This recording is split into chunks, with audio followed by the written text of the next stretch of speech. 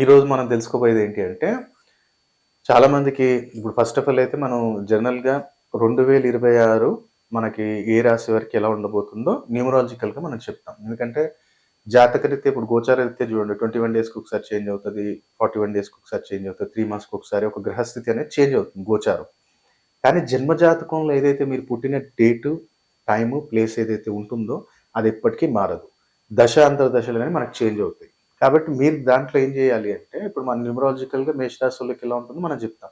కానీ నాది మేషరాశి సార్ ఇప్పుడు నాకు 2026లో ఇదే వర్తిస్తుందా అంటే వర్తించకపోవచ్చు. ఎందుకంటే ఏమో నీ జాతకంలో గజకేసరి యోగం ఉందేమో, లేదంటే బుధాదిత్య యోగం ఉందేమో, లేదంటే ఏమో చంద్రమంగళ యోగం ఉందో, లేదా గురుమంగళ యోగం ఉందో, ఇలా యోగాల్ని ఎప్పుడు మనం యాక్టివేట్ చేసుకోవచ్చు, ఎలాంటి రెమెడీస్ చేయాలి అనేది మన జాతకాన్ని అనలైజ్ చేసినప్పుడే మనం చెప్పగలుగుతాం. ఇప్పుడు చాలామంది చూడండి, రాశి ప్రకారంగా చాలామంది నాకు 2025లో మాకు మేషరాశిలోకి ఇలా ఉంటుంది, కర్కాటక రాశికి ఇలా ఉంటుంది, సింహరాశిలోకి ఇలా ఉంటుంది, పెళ్లి అయిపోతుందన్నారు.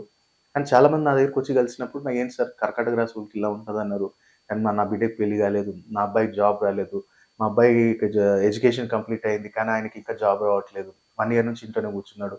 రాశి ప్రకారంగా మేము యూట్యూబ్‌లో గాని దాంట్లో చూస్తేనేమో బ్రహ్మాండంగా 2025 ఇలా కలిసొస్తది, అలా కలిసొస్తది అని రాశి ఫలాలు చెప్పారని చెప్పారు. నేననేది అదే రాశి ఫలాలనేది మనకి జాతకం గాని, మన మన జీవితం మీద 15-20% ప్రభావం ఉంటుంది. 80% నువ్వేదైతే నీ జన్మ జాతకంలో ఉన్న యోగాలు తీసుకొనొచ్చావో వాటి ప్రభావమే ఉంటుంది.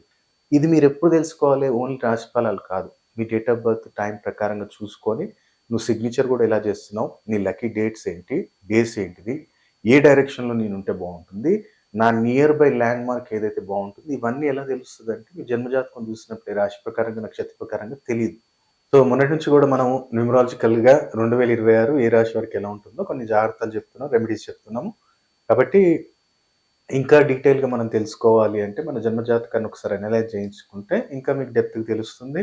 దానికి సంబంధించిన ఇంకేం జాగ్రత్తలు తీసుకోవాలి, ఎలాంటి ప్రికాషన్స్ తీసుకోవాలి, ఎలాంటి రెమెడీస్ చేయాలని తెలుసుకోవచ్చు మీరు. సో, ఈరోజు మనం తెలుసుకోబోయేది ఏంటంటే సింహరాశి.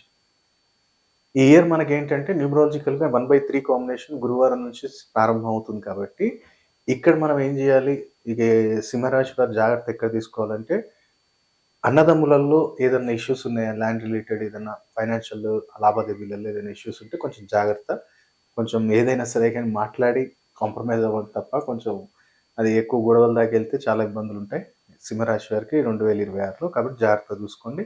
అలాగే ఎవరైతే మ్యారేజ్ ప్రపోజల్స్ అనుకుంటున్నారో తప్పకుండా ఈ సంవత్సరం అనేది 2026 సింహరాశి వారికి చాలా అద్భుతంగా కలిసొస్తుంది. 2026 కాబట్టి చాలా ఎక్సలెంట్. వాళ్ళకి గూడా వర్క్స్‌లలో ఎలాంటి డిస్టర్బెన్స్ అనేది ఉండదు. కాబట్టి బావుంటుంది. బిజినెస్ పర్సన్స్‌కి కూడా 2026 అనేది సింహరాశి వారికి బ్రహ్మాండంగా కలిసొస్తుంది. అలాగే జాబ్‌లో ఎవరికైతే చాలా రోజుల నుంచి ఏదన్నా ప్రమోషన్ ఏదైనా పెండింగ్ ఉన్నా సరే గాని సింహరాశి వారికి బ్రహ్మాండంగా ఈ సంవత్సరం కలిసొస్తుంది. సో, ఇక్కడ మనం ఇదైతే జాగ్రత్తలు. రెమెడీస్ ఏం చేయాలి? కుదిరినప్పుడల్లా శివయ్యకేంటంటే అరటి పండ్లు, జామకాయ నైవేద్యంగా సమర్పించండి. కుదిరితే అరటి పండుతోటి లేపనం చేసి అభిషేకంలాగా చేయండి. జామకాయ ఒకటి నైవేద్యం సమర్పించండి. ప్రతినిత్యం గూడా మీకు ఎలాంటి బిజినెస్‌లో గాని, ప్రొఫెషన్‌లో గాని ఇబ్బందులు రాకుండా ఉంటాయి. అలాగే మీరేంటంటే పేదవాళ్ళకి ఎవరికైనా సరే గాని ఏదన్నా సాయంత్రం పూట వెడ్నెస్‌డే గాని, సాటర్‌డే గాని ఈవినింగ్ టైమ్ ఆళ్ళకి ఏదో రకమైన కొంచెం ఫుడ్ అనేది వాళ్ళకి కొంచెం మీరు ఇస్తూ ఉంటే దాంట్లో ఏంటంటే మన ఇంటి వాళ్ళకి కూడా ఎలాంటి హెల్త్ ఇష్యూస్ లేకుండా అంటే మన ఇంట్లో మీ ఇంట్లో సింహరాశి వారు ఎంతమంది ఉన్నారో వాళ్ళకి ఎలాంటి ఇష్యూస్ లేకుండా అలాగే మనం అనుకున్న పనులలో సక్సెస్ ఉంటుంది. దాంతో పాటు అయినంత వరకు ఎక్కడైనా సరే గాని మీకు చింత చెట్టు గాని మీకు ఉంటే ఆ చింత చెట్టుకి సేవ చేస్తూ ఉండండి. కుదిరితే ఏంటంటే సండే రోజు పెట్టుకొని ప్రాసెస్ మంచిగా చింత చెట్టు దగ్గరికెళ్ళి ఎందుకంటే ఆహ్, సింహరాశి వారికేంటంటే, చింత చెట్టుని మనం పర్టిక్యులర్ ఎందుకు చెప్తామంటే, గురువు, కేతు యొక్క బలం పెరగాలి. కేతు యొక్క బలం ఉంటేనే మన పిల్లలు ఇప్పుడు అబ్రాడ్ ఎళ్ళినా అక్కడ మంచి జాబ్‌లో ఉండటం, మంచి సంపాదించుకోవటం, ఆ డబ్బుతోటి మనం ఏదన్నా చేసుకోటానికి ఏదైనా నువ్వు అనుభవించాలి అంటే నీకు కేతు అనుగ్రహం లేనిది ఏది జరగదు. కేతు కావాల్సిందే. కాబట్టి నీకు కుదిరినంత వరకు ఆ యొక్క చింత చెట్టుకి ఆదివారం కొంచెం సేవ చేయి. సేవ అంటే ఏం చేస్తాం మంచిగా అక్కడికెళ్ళండి. పంచోపచారం అంటే పసుపు, కుంకుమ, అక్షంతలు అక్కడ వేయండి. మంచిగా కొంచెం నీళ్లు సమర్పించండి. పసుపు, కుంకుమ, అక్షంతలు వేయండి. స్వీట్ ఏదైనా నైవేద్యం అక్కడ పెట్టండి. కుదిరితే దీపం పెట్టండి నెయ్యితోటి. మీ మనసులోని కోరిక కోరుకోండి. ఆటోమేటిక్ దీర్ఘకాల వ్యాధుల నుంచి కూడా మనకి ఆహ్, ఏదన్నా సింహరాశి వారికి దీర్ఘకాల వ్యాధులున్నాయి, శత్రుత్వం ఉంది, లేదనుకుంటే అకాల శత్రుత్వం ఎక్కువ తయారవుతున్నారు. వాళ్ళందరినీ కంట్రోల్ చేయాలి అంటే కేతువు. అలాగే అకాల ధనప్రాప్తి కూడా యోగం ఇచ్చేది ఎవరు అంటే కేతువు. కాబట్టి మీరు అయినంత వరకు ఆదివారం సేవ చేస్తుండండి. అలాగే మీరు నిత్యం గూడా మీరు కాకులకి ఏదన్నా పెట్టటం స్టార్ట్ చేయండి. అంటే కాకులకి పనీర్ తీసుకోండి. చిన్న చిన్న పీసెస్ చేసి పనీరన్నా పెట్టండి.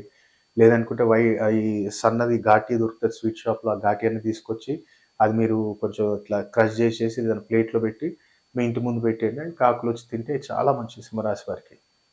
కాబట్టి చిన్న చిన్న జాగ్రత్తలు తీసుకొని ఇంకా మన డెప్త్ తెలుసుకోవాలి. ఇంకా మన బెస్ట్ రెమెడీ తెలుసుకోవాలి అంటే స్క్రీన్ మీద కనపడుతున్న నంబర్‌కి కాల్ చేసి ఒక అపాయింట్‌మెంట్ తీసుకొని ఆన్‌లైన్ గాని డైరెక్ట్‌గా వచ్చి కలవచ్చు. నేను హైదరాబాద్‌లో ఉంటాను. సో, మీరొచ్చి కలిసి మీ టోటల్ డీటెయిల్స్ కూడా మీరు తెలుసుకోవచ్చు.